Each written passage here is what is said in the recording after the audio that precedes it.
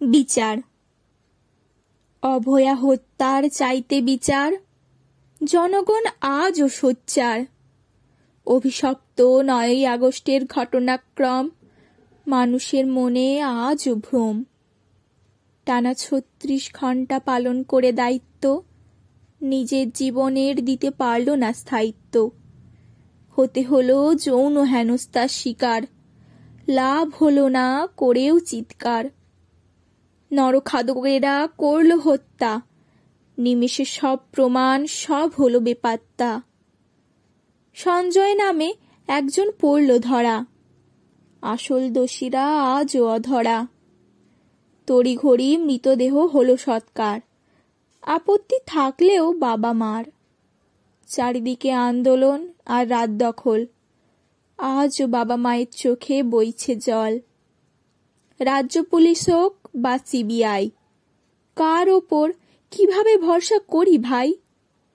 6 মাসেও জোগাড় করতে পারল না প্রমাণ, তাই তো ধরা পড়া অভিযুক্তরাও জামিন পান।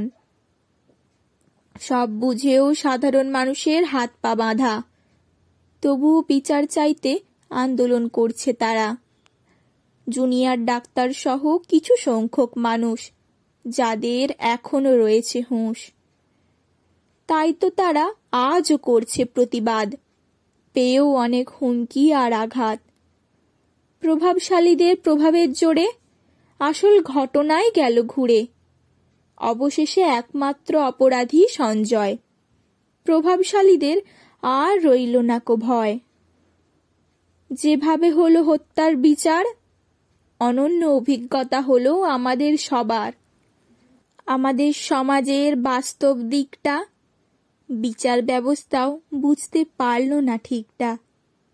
সাজা ঘোষণা হলো অবশেষে, বলা হলো বিরলতম ঘটনা নয় এটা এই দেশে। আদেশ দিলেন বিচার ব্যবস্থার প্রধান, আমরণ কারাদণ্ডের দিলেন বিধান।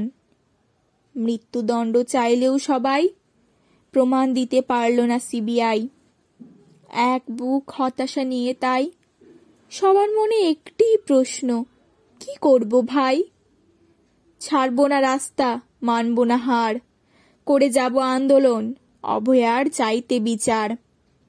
সত্য আজ লুকায় মুখ, অপরাধীরা ভোগ করছে পূর্ণ সুখ। আজকের সমাজের এটাই বাস্তব ছবি, ভাবতে ভাবতে তাই হয়ে গেলাম কবি। ধন্যবাদ।